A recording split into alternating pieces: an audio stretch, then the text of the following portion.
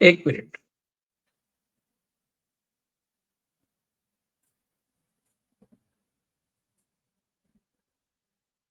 नमस्कार मित्रों, आज हमारे साथ नागपुर से विवेक देशपांडे जी जुड़े हैं।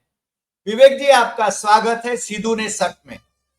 जी धन्यवाद। विषय नागपुर से संबंधित है। विवेक जी कई सालों से, कई दशकों से इंडियन एक्सप्रेस के लिए कार्यरत रहे हैं और अपनी प्रतिष्ठा बनाए रखे हैं कि वो जो कहते हैं वो बेबाक होता है, वो जो लिखते हैं वो बेबाक होता है। वो सीधू ने सट कहते हैं, हम गुजराती में उसको सीधू ने सट कहते हैं। उसी प्रकार आज जो बात करना है वो भी सीधू ने सट। मोदी जी और भागवत के बीच में समझौता हो गया क्या? मेरा सीधा सवाल विवेक जी आपको है, क्योंकि मोदी जी ने तो भागवत जी के जन्मदिन पर उनके तारीफ के काफी फूल बांधे हैं और मोदी जी के जन्मदिन पर भागवत जी ने उनको शायद फोन किया होगा, मुझे मालूम नहीं, कहीं देखा नहीं। मोदी जी ने ट्वीट भी नहीं किया कि भागवत जी का हमें शुभेच्छा संदेश आया। ये हकीकत क्या है वो आप देश के हेडक्वार्टर में बैठे हैं, क्योंकि आजकल तो नागपुर को हेडक्वार्टर माना जाना चाहिए और द्वंद्व भी चल रहा है कि हेडक्वार्टर दिल्ली माने या नागपुर को माने। इसके बारे में आपसे हम और हमारे दर्शक जानना चाहेंगे कि वस्तु स्थिति क्या है। विवेक जी।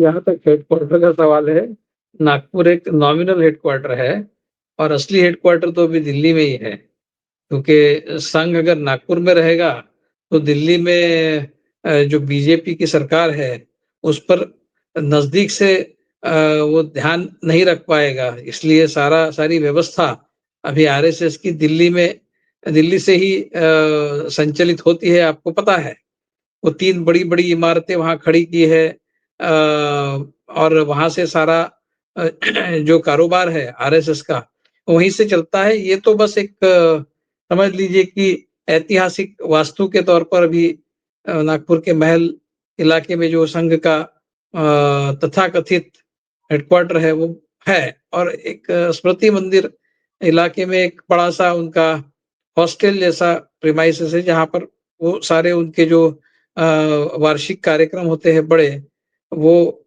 वहीं पर होते हैं। तो हेडक्वार्टर तो डी फैक्टो हेडक्वार्टर जो है वो दिल्ली में है और डी जूरे हेडक्वार्टर जो है वो नागपुर में है। तो ये रहा हेडक्वार्टर के बारे में। और अब बात करते हैं संघ और मोदी जी के संबंधों के बारे में। तो देखिए मैं इस विषय पर कई बार बोल चुका हूँ और मुझे लगता है कि ये एक 2 स्तर पर अलग-अलग संबंधों की चर्चा होनी चाहिए। जहाँ तक भाजपा और संघ का सवाल है, 2 अलग-अलग स्तर पर इसकी चर्चा होनी चाहिए। एक एक स्तर है जहाँ पर हम चर्चा हमने करनी चाहिए भाजपा और संघ के बीच में संबंध, और दूसरा स्तर जो है वो नरेंद्र मोदी और संघ के बीच में संबंध। क्योंकि ये 2 अलग-अलग चीज़ें हैं। लोग मोदी और बीजेपी को एक ही समझकर वो मोदी और आरएसएस के बीच में जो संबंध है वही बीजेपी और आरएसएस के बीच में है, ऐसा मानते हैं। ऐसा मानने की गलती करते हैं, जबकि उसका जो नुआंस है, उसका उसका जो एक बारीक उसकी जो बारीकी है वो ये बताती है कि संघ जो है वो भाजपा के साथ में अलग स्तर पर संबंध बनाए हुए है और मोदी जी के साथ में संघ का जो संबंध है वो अलग है। तो भाजपा के निमित्त से मोदी के साथ एक संबंध है, वो भी अपने आप में अलग है। लेकिन बिना भाजपा के सिर्फ मोदी एक व्यक्ति और और आरएसएस ऐसा भी एक अलग स्तर है। तो ये बारीकियाँ समझना इसलिए ज़रूरी है क्योंकि कई बार लोग ये समझते हैं कि नरेंद्र मोदी और संघ के बीच में जो संबंध है उसका असर भाजपा पर होगा। वो होगा, लेकिन अ, उसके उसके भी अपने अलग-अलग नुआंसेस है। वो ये है कि मोदी और आरएसएस के बीच में जिस तरह के तान-तनाव हमने पिछले 11 साल में देखे हैं, मतलब मोदी जी ने कभी भी संघ की तरफ रुख करके पिछले 10 सालों में, मतलब 11 तो अभी मुझे लगता है कि ये 11 साल तो लगभग हो ही गए, 12वाँ साल चल रहा है। तो 11 साल में कम से कम 10 साल तो ऐसे मोदी जी के रहे हैं जिसमें उन्होंने संघ की तरफ रुख कभी नहीं किया। नागपुर आए कई बार, लेकिन संघ के मुख्यालय में नहीं गए। चलिए मुख्यालय में नहीं जाए ठीक है, लेकिन संघ के वहाँ पर जो संस्थापक है हेडगेवार और उनके बाद जो सरसंघ चालक रहे, जिनके बारे में संघ में बहुत आस्था और आदर है, गुरु गोलवलकर, उनकी समाधियाँ है वहाँ पर। जो ऋषिमबाग स्थित संघ का जो एक इंस्टॉलेशन है वहाँ पर वो है। तो कम से कम वहाँ तो जाते हैं। उनके उनकी जो स्मारक है वहाँ पर माथा टेकने तो जाते हैं। वो दीक्षा भूमि आए हैं, जब भी आए दीक्षा भूमि गए हैं, लेकिन संघ भूमि नहीं गए। तो ये जो बात है वो कई संघ के स्वयंसेवकों को और संघ के नेताओं को, शीर्ष नेताओं को भी और बीजेपी में भी कई लोगों को ये बात खटकती रही हमेशा ही मोदी जी की। वो क्यों नहीं गए वहाँ पर, ये अपने आप में बहुत चर्चा का विषय रहा और मैं वो समझता हूँ कि मोदी जी जो है अपने आप को संघ से ऊपर समझते हैं और वो संघ संघ से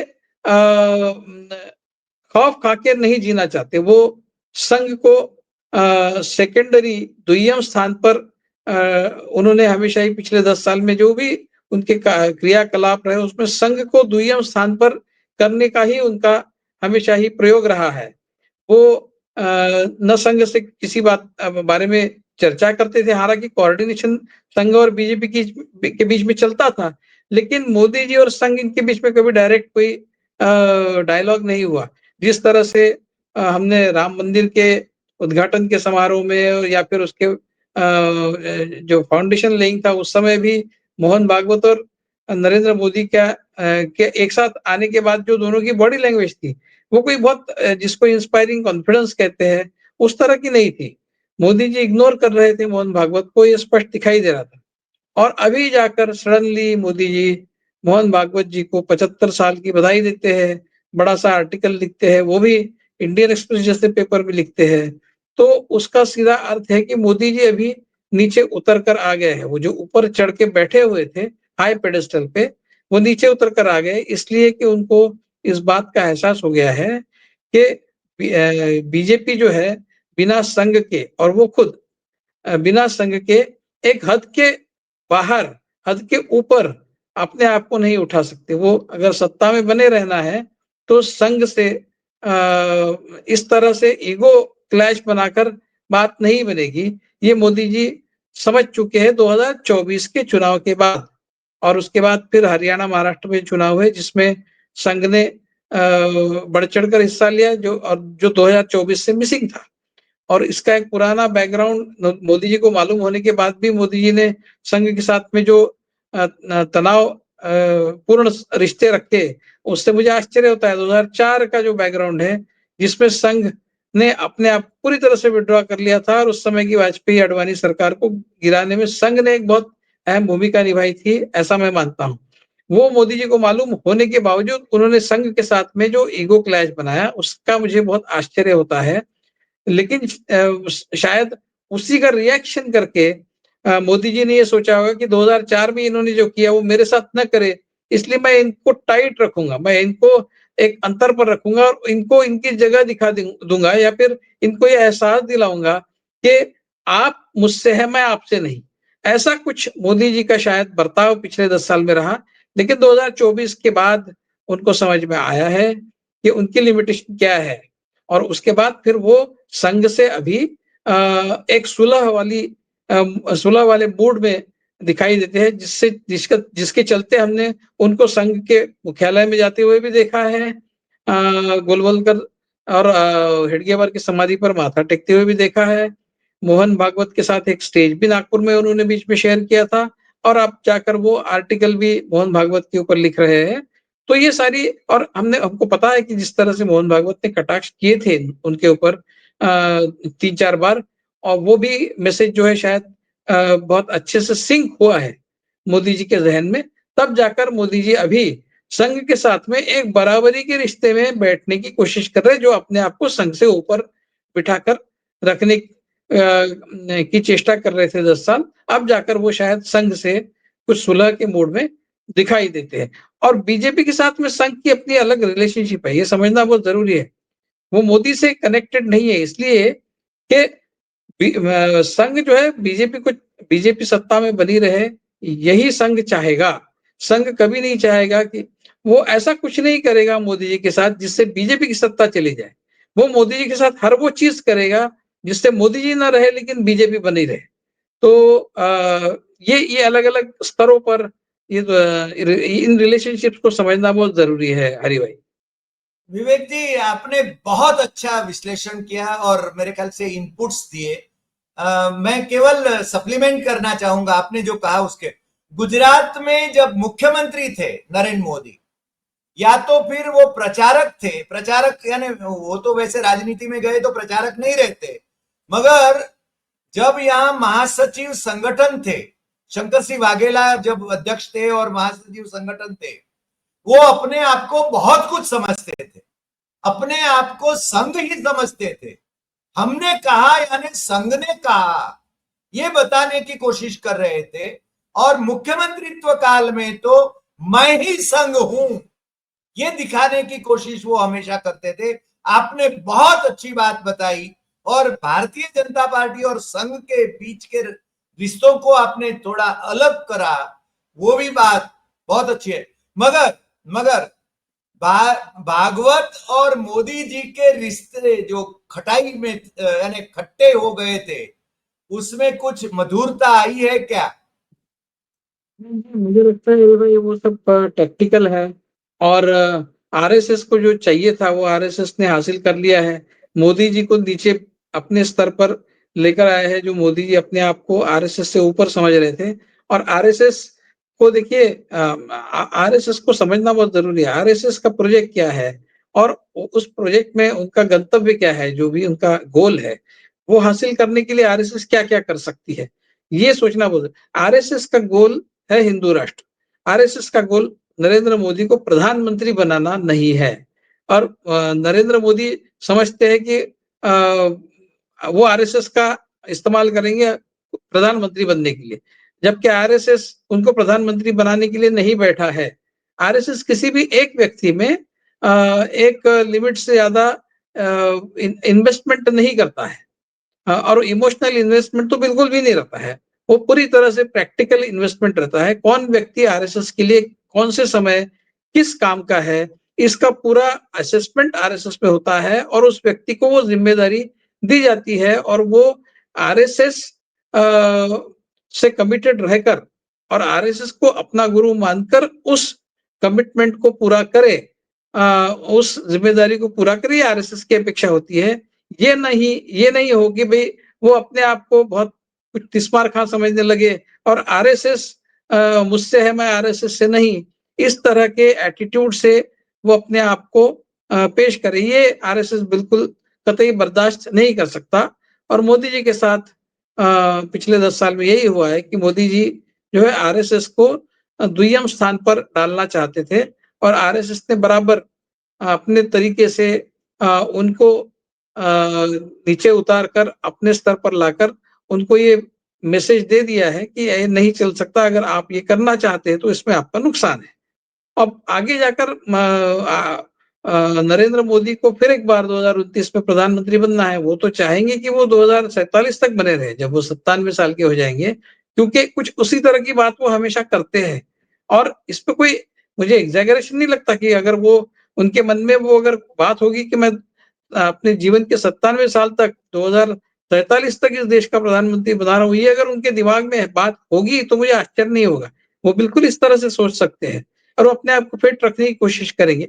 तो 2000 कम से कम 2029 में फिर एक बार वो प्रधानमंत्री बनने की कोशिश करेंगे और उसके लिए उनको आरएसएस की मदद लगेगी, ये उनको पता है। इसलिए वो अभी एक बार मतलब सत्ता के लिए मोदी जी वो कर सकते हैं। अगर सत्ता के लिए मुसलमानों का अपीसमेंट करने की जरूरत पड़े तो वो भी करेंगे, क्योंकि वो अपने आप को वो अपने पर्सनल जिसको अंग्रेजी में सेल्फ एग्रेंडाइजमेंट कहते हैं, खुद का महत्व बढ़ाना, खुद को बड़ा करना, ये मोदी जी के जीवन का लक्ष्य है। मुझे नेहरू जी से ज़्यादा साल प्रधानमंत्री बने रहना है, मुझे नेहरू जी से ज़्यादा अंतर्राष्ट्रीय ख्याति प्राप्त करनी है। वो सारा अपने आप को नेहरू जी के कंपैरिज़न में भारत का सबसे श्रेष्ठ प्रधानमंत्री मैं गिना जाऊँ, ऐसा वो समझते हैं, वो उनका गोल है। तो उनका कमिटमेंट आरएसएस से बस वहीं तक है कि आरएसएस सत्ता में उनको बनाए रखे। उसके लिए फिर आरएसएस के साथ में कभी अकड़ना है तो अकड़े हैं वो अभी तक, और अब झुकने की ज़रूरत है, वो झुक रहे हैं और वो 2029 तक वो सब करते रहेंगे जिससे आरएसएस खुश हो। लेकिन मैं समझता हूँ कि आरएसएस इस बहकावे में आने वाली संस्था नहीं है। वो उन्होंने नरेंद्र मोदी को बहुत अच्छे से देख लिया है, सिर्फ पिछले 10 साल में प्रधानमंत्री के नाते नहीं। तो जब से वो गुजरात में संघ का काम करते रहे, उसके बाद गुजरात के मुख्यमंत्री में, तब से आरएसएस नरेंद्र मोदी को जानते पहचानता है और वो किस तरह के व्यक्ति है सब उनको पता है। वो नहीं चाहते थे वो प्रधानमंत्री बने, वो गडकरी को प्रधानमंत्री बनाना चाहते हैं, इसीलिए 2009 में एक प्लान के तहत गडकरी को दिल्ली में भेजा गया। लेकिन उसके बाद क्या हुआ हम सब जानते हैं, नरेंद्र मोदी किस तरह से प्रधानमंत्री बने ये भी हमको पता है। तो आरएसएस को कभी भी नरेंद्र मोदी को प्रधानमंत्री नहीं बनाना था, वो तो बन गए और आरएसएस को उनका एजेंडा इम्प्लीमेंट कराना था, तो उन्होंने टैक्टिकली फिर अपने आप को नरेंद्र मोदी के साथ जोड़कर अपना एजेंडा इम्प्लीमेंट करवा लिया और अब वो बदलाव चाहता है। वो किस तरह से लाएगा, ये लाएगा भी या नहीं, या फिर मोदी जी को 2029 में फिर एक बार पेश करेगा, ये अपने आप में अलग चर्चा का विषय है। लेकिन आरएसएस ने इतना ज़रूर इंश्योर किया है कि नरेंद्र मोदी उनको किसी भी तरह से इग्नोर न करने की स्थिति में वो नरेंद्र मोदी को उन्होंने पहुँचा दिया है, उनको अपनी जगह दिखा दी है। तो यहाँ तक अभी दोनों के बीच के संबंधों का प्रवास जो है, इस मोड़ पर आकर अभी यहाँ से आगे बढ़ रहा है। आगे क्या होगा, ये हमें देखना होगा। हरि भाई। नहीं, अभी अभी जिस प्रकार से नड्डा से एक निवेदन कराया गया था कि हम अब बड़े हो गए, हमें आरएसएस की जरूरत नहीं, और आरएसएस ने मेरे ख्याल से उनको दिखा दिया कि आरएसएस की जरूरत कितनी है। ये मतलब वो टर्निंग पॉइंट भी हमने देखा। नड्डा को अध्यक्ष पद पर हंगामी रूप से बनाए रखना ये किसकी मजबूरी है? क्यों नया अध्यक्ष नहीं होता है भाजपा का? जी, हरि भाई, ये तो स्पष्ट है। ये तो बहुत ही स्पष्ट है, मतलब कोई स्कूल जाता हुआ बच्चा भी ये नहीं मानेगा कि अध्यक्ष पद के चुनाव को लेके भाजपा में कोई तान-तनाव नहीं है या फिर कोई भाजपा और आरएसएस के बीच में संघर्ष नहीं है। हाँ, ये तो इतनी बेसिकली वो इतना स्पष्ट है कि इसके बारे में कोई आशंका उपस्थित करे तो वो जायज़ ही है कि दोनों के बीच में क्या चल रहा है। क्योंकि अध्यक्ष पद तो पिछले साल ही चुना जाना था। अध्यक्ष तो नया पिछले साल ही चुना जाना था। लेकिन वो इतना समय उसके ऊपर बीत जाने के बाद भी आज भी अध्यक्ष नहीं चुना जा रहा है। वो इसीलिए है कि संघ किसी का नाम सामने कर रहा है और वो शायद मोदी और शाह, मैं बीजेपी नहीं कहूँगा क्योंकि बीजेपी तो संघ के शब्द को प्रमाण मानती है। लेकिन बीजेपी पर सत्ता तो नरेंद्र मोदी और अमित शाह की है। तो नरेंद्र मोदी और अमित शाह जिसे चाहेंगे उसे अध्यक्ष वही अध्यक्ष बनेगा, ऐसा वो सोचते हैं। उन्होंने अभी तक तो अपने मन का किया है, लेकिन 2024 के बाद जो परिस्थिति बदल गई है, 2024 में नरेंद्र मोदी को अपना लिमिटेशन समझ में आने के बाद अब वो पूरी तरह से उस निर्णय को अपने अधिकार से नहीं ले सकते हैं। ये उनको समझ में आ गया है कि इसमें इस निर्णय के लिए मुझे संघ के साथ में किसी न किसी तरह से कॉम्प्रोमाइज़ करना ही होगा। ये तो वो समझ में आ गया है उनको। अब वो कितना उसको आगे खींच सकते हैं, क्यों, कहाँ पर बात अटकी हुई है, किस व्यक्ति के नाम पर मुद्दा जो है वो अभी हैंगिंग इन फायर जिसको कहते हैं अंग्रेजी में, वो चल रहा है। हुँ, कई लोग संजय जोशी का नाम लेते हैं। अब सबको पता है कि नरेंद्र मोदी और संजय जोशी के बीच में क्या हुआ था और क्यों नरेंद्र मोदी संजय जोशी को अध्यक्ष बनते हुए नहीं देखना चाहेंगे। मुझे पहले ऐसा लग रहा था कि संजय जोशी का नाम जो लोग मीडिया में चर्चा कर रहे हैं उनको संघ नहीं समझता है, क्योंकि संघ कभी उसका नाम आगे नहीं करेगा जो जिसका मोदी जी के साथ में इतना झगड़ा है। ऐसा मैं भी समझता था, लेकिन बाद में जब संघ के ही लोगों ने बताया कि नहीं, संघ तो संजय जोशी का ही नाम आगे कर रहा है, तो वो स्पष्ट है। अगर संघ संजय जोशी का नाम आगे कर रहा है, तो नरेंद्र मोदी को मैसेज है कि भाई आपको एक तो हम जो कह रहे हैं उस हिसाब से चलना होगा, या फिर आपको रास्ते से अलग हटना होगा, क्योंकि हम तो संजय जोशी को चाहते हैं। लेकिन उस पर कुछ कॉन्सेंसस नहीं बन रहा है। वो संजय जोशी का नाम एक्सेप्ट अगर नहीं कर रहे हैं, तो मैं समझता हूँ कि उसके बाद दूसरा नाम गडकरी जी का आता है। ये बात भी मैंने कई बार कही है, और गडकरी भी वो नहीं चाहते कि गडकरी जी को भी वो आगे आने दें। वो भी नहीं चाहते मोदी जी, क्योंकि गडकरी जी के साथ में उनकी क्या संबंध है, इसकी भी चर्चा सब जगह हुई है, सब मीडिया में पता है किस तरह के संबंध है दोनों के बीच में। तो अब जाकर गडकरी के खिलाफ जिस तरह की मीडिया में उनके बेटों के जो भी उद्योग है उसके सिलसिले में जो तथाकथित एक स्कैम की बात चल रही है, वो फिर एक बार 2013 का इतिहास दोहराने वाली बात दिख रही है, जबकि पूर्ति ग्रुप के बारे में नितिन गडकरी के खिलाफ मीडिया में चर्चा चलवाई गई थी और बीजेपी के अंदर से ही चलवाई गई थी, सबको पता है।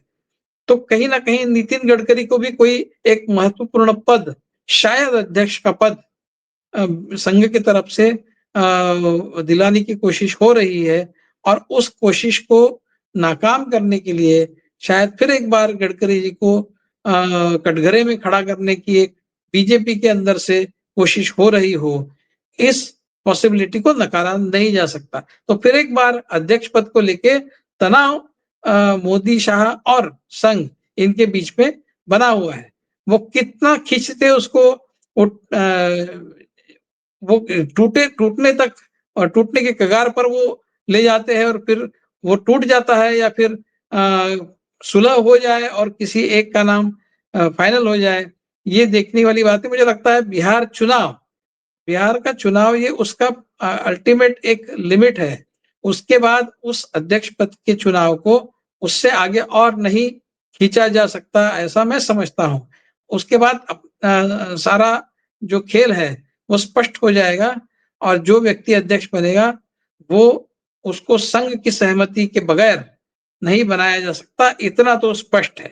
जी, हरि भाई। विवेक जी, अंतिम सवाल।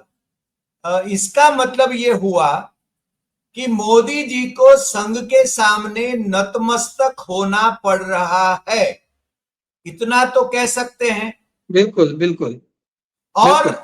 मोदी जी आगे जो भी कुछ करना चाहते हैं वो संघ की सहमति के बिना नहीं कर सकते, जो कि वो आदमी हमेशा गुजरात में ये प्रतिपादित कर रहा था कि मैं ही संघ हूं, वो आदमी अब संघ के सामने नतमस्तक है। ये जी, ठीक है? बिल्कुल। है, बिल्कुल जी कोई सवाल ही नहीं। और वो तो संघ को इंश्योर करना ज़रूरी था, तो इंश्योर किया है संघ ने। और वो जी अपने तरीके से बहुत ही साइलेंट मोड में रह के संघ ने किया है। तो जी और मोदी जी को ये पता भी था कि संघ ये सब कर सकता है।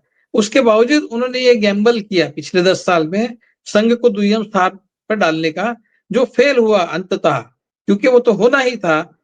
जो काडर बीजेपी का है वो सारा संघ का है, और आप अगर पूर्ण बहुमत आपके पास है, मान लीजिए, तो उसमें से कम 50-60 तो कम से कम ऐसे लोग होंगे जो संघ की बात अंततः मानेंगे। ये मोदी जी को पता है। मैं 50-60 का आंकड़ा जो है वो बहुत कंजर्वेटिव बता रहा हूँ।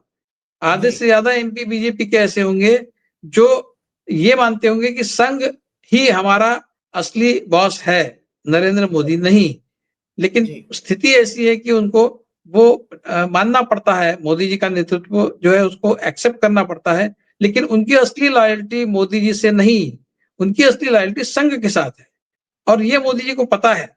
और अंततः जब आरएसएस ने अपना खेल खेलकर मोदी जी को उनका स्थान दिखा दिया, उनके स्थान पर बिठा दिया, तब जाकर अभी मोदी जी इस सबक को सीखे हैं। और इसके बाद वो संघ के साथ में कोई भी इस तरह का ईगो क्लैश फिर एक बार खड़ा नहीं करेंगे, यही अपेक्षा है। अब आगे जाकर अगर वो इस स्थिति में पहुंच जाए कहीं कि वो फिर एक बार संघ के साथ वही खेल खेल सकते हैं, उनको ऐसा लगे, तो हम फिर एक बार वो तान तनाव जो है वो देख सकते हैं। लेकिन फिलहाल तो मोदी जी संघ के साथ में सुलह बनाए हुए, सरेंडर मैं नहीं कहूंगा, सरेंडर होने की उनकी टेंडेंसी नहीं है, वो आदमी सरेंडर नहीं हो सकता है, लेकिन वो टैक्टिकली उन्होंने सुलह कर ली है, जिस तरह से उन्होंने किसानों के साथ की थी उतना वो कर सकते हैं। एक लिमिट के बाहर अपने ईगो को वो सप्रेस नहीं कर सकते, क्योंकि वो उनका सेकंड नेचर है। लेकिन फिलहाल उन्होंने एक पॉलिटिकल एडजस्टमेंट संघ के साथ किया है, और उसके साथ में वो कितना अपने आप को और एक्सटेंड कर सकते हैं, रह सकते हैं, वो देखने वाली बात है। हरी जी भाई, विवेक जी, आप हमारे साथ जुड़े और खुलकर बातें करी और तथ्यों के आधार पर बातें करी, उसके लिए आपका बहुत बहुत धन्यवाद। और फिर मिलेंगे नए एपिसोड में नए विषय जी के साथ। धन्यवाद हरी नमस्कार। भाई, नमस्कार। नमस्कार।